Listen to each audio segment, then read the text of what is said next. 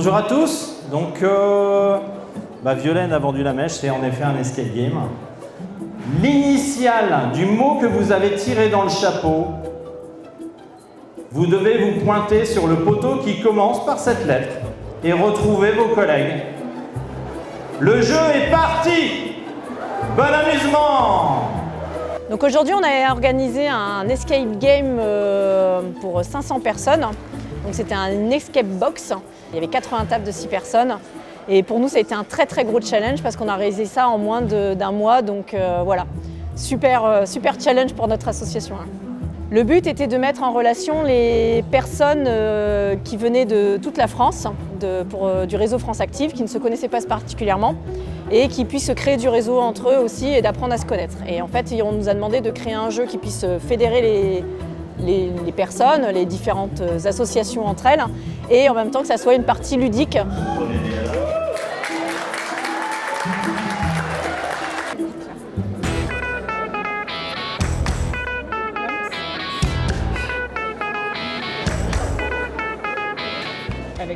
Les 5 doigts de la main.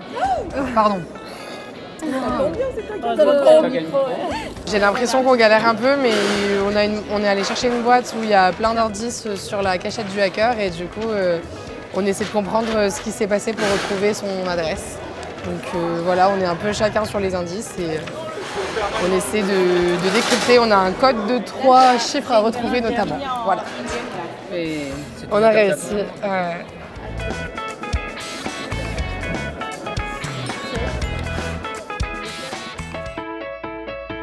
L'association On fait un jeu est née en 2014. J'ai créé cette association-là par objectif de répondre aux besoins des familles et aux liens parents-enfants à l'origine et surtout de promouvoir le jeu.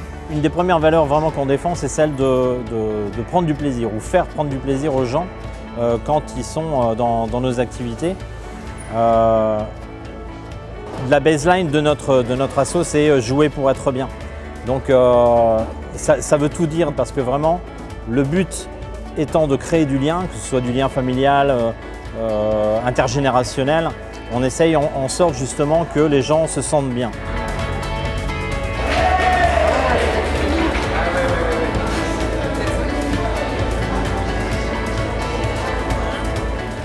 On kiffe les liens qui peuvent se créer lors des jeux, des animations, les sourires, le lien, et c'est top quoi. Ouais. Et donc c'est le code de la case exacte. Ouais. 329, 340. Vous l'avez vérifié avec votre agent de liaison? Non, c'est pas ça le code. Et dans l'autre sens? Non, allez avec votre agent de liaison. Putain, merde.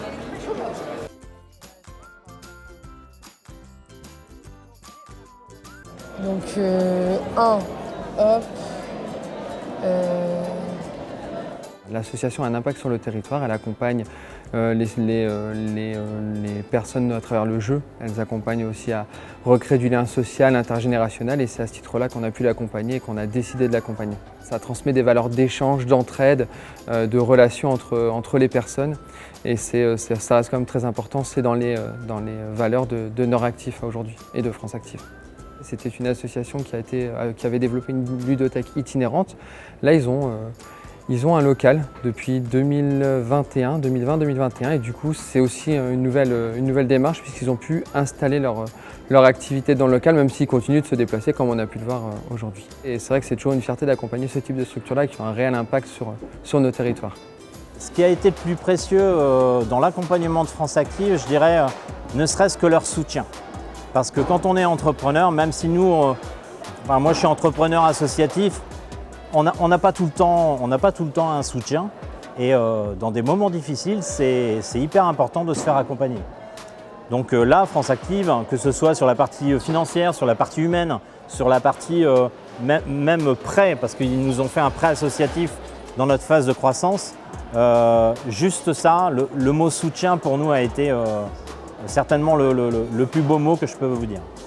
Merci, merci à France Active, merci de nous avoir fait vivre là ce moment, jamais l'association aurait pu croire, déjà se croire capable d'animer 500 personnes en un seul jeu, c'était juste pas possible pour nous et pourtant on l'a fait.